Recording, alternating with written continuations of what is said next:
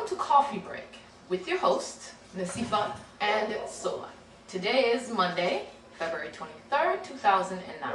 And here in the Emerald Isle, there is a whole lot of spice to keep things nice. Good morning and welcome to Coffee Break. And remember, you shouldn't think twice when it comes to putting a little spice in your life.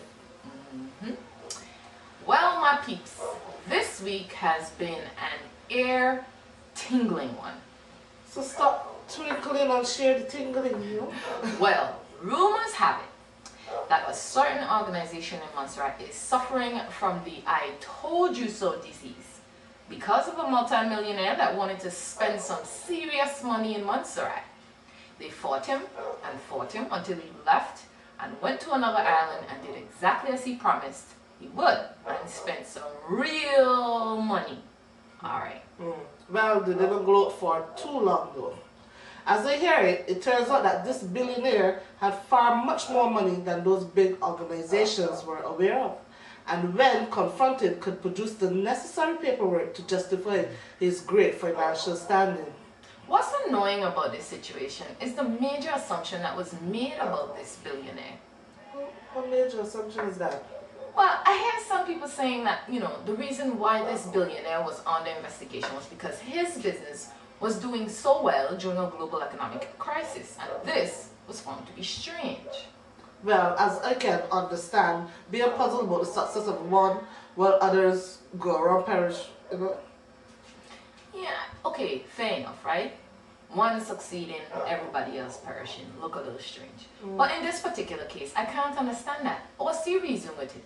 As I can gather, it's quite obvious why this billionaire is doing well during a period of great economic crisis. He used a very basic approach and it paid off. All right, Miss Economist. Let's hear a little on this basic approach. Well, basically, the Caribbean is a viable market that has been ignored for decades. So this billionaire spots this and starts to cater to this market, and as a result is making money, a killing in fact, in spite of the global economic crisis. You know, that makes sense. The Caribbean has money to spend, so don't kill the man for beating everyone else to the obvious. I mean, while we are on the subject of obvious, did you hear about the minister who caused the government to face some kind of lawsuit for breach of contract? Breach of contract? What contract? Well, apparently, while in a temporary position of power, a minister committed to a golf tournament to be hosted in Montserrat, as I hear it. A golf what?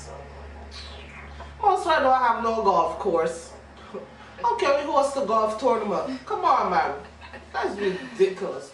Anyway, ridiculous or not, there are rumors of some sort of commotion about paying back money from this breach of contract, whether by reducing civil servants' pay or shortening their work week.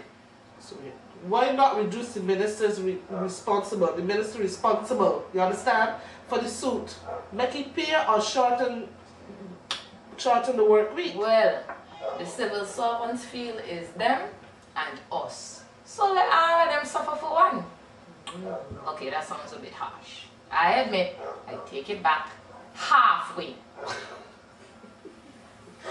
That sounds like a bad deal all the way around. I wonder how long it's going to be addressed. Well, a little educated money handling should be able to resolve this situation, It's really not that complicated, or as complicated as you would think. Really? Exactly what kind of educated money handling do you suggest? Okay, well, for those civil servants who are receiving travel allowance and don't own a vehicle, this is a good opportunity to come clean and let go of this unjustified income that is not deserved. Not to mention, for those government employees receiving a travel allowance and still driving a government vehicle, this is also an excellent opportunity to reduce further unnecessary spending. You get the idea. Get creative, people. Curb some of the extra money being spent recklessly by government. You'd be surprised how much millions you can come up with. Well, for the minister, it's a good thing that there is a legislation in place that prevents them from getting fired. I'm trying to tell you. Which brings to my mind another story I heard recently. A woman told me that her neighbor is a police officer, and this police officer stole some of her belongings. When she reported it, another set of police officers went to the neighbor's home and retrieved the stolen goods and told the lady that they were taking her goods to the police station to be processed for fingerprints. Okay? 1 year later, the woman said she was contacted by the police to inform her that they were returning her goods which were stolen back to her. Why? Because they did not want to dirty them up with the fingerprint powder. That was funny. you made that up, right? You made that no, up. I did not make so, please. Stop. This is what the woman told me. Not to mention, she said that she obviously is not interested in pursuing it any further because obviously it makes no sense to do that. Okay? Well, for you, I can't believe that they had the cojones to watch this woman in she face and tell she they don't want to dirty her goods with their fingerprint powder. Yeah, boy, their kahunas, they've got to be the size of planet Earth. You hear what I'm telling you? Trust me. Either that, or they must believe that this woman was walking on her brains. I mean, so it couldn't possibly be a big deal, eh? Girl, I don't know what kind of trust them expect people to build with these kind of incidents, though. Trust this. I overheard a foreign man saying that no Montserrat police could talk to him. Only foreigners in the police force. Oh. Well, what do you expect, no? They only got like 2 months for police in the force, if that much. It could have only half of 1 Montserrat police. It doesn't change the forwardness in this man's statement. The foreign police officers are not harassing or arresting anybody but Montserratians. So much so that now the foreigners them walking around boasting. I have issues with these people, don't get me cross. Come on, let's see from man. It can't be that bad. From what I hear, it's actually worse. Get this. I heard that recently a Montserrat man was arrested and taken to court with $2.50 worth of marijuana. Hold on. He was banned from court for 3 years. What? Banned? What I mean? It means that if this man should happen to appear in court for any reason, no matter how minor, he will have to go to jail automatically. Damn, that sounds like take the finger track. I'm trying to tell you, a 3-year hiatus, they would not see no hair, no smell of me for a good 3 years, man. That's just a trap waiting to happen. Good Lord. Out. On to more interesting things. I know the difference between a bowman and an anti-man. There's a difference? Definitely. One gives and one takes. The anti-man takes it and the bowman breaks into it. Oh. Okay. Hui. Duly noted, Daddy. I will keep that in mind, eh? Should the situation come up where I would need to provide that clarification. Anti-man and bullman. 2 different things. Got it. Good.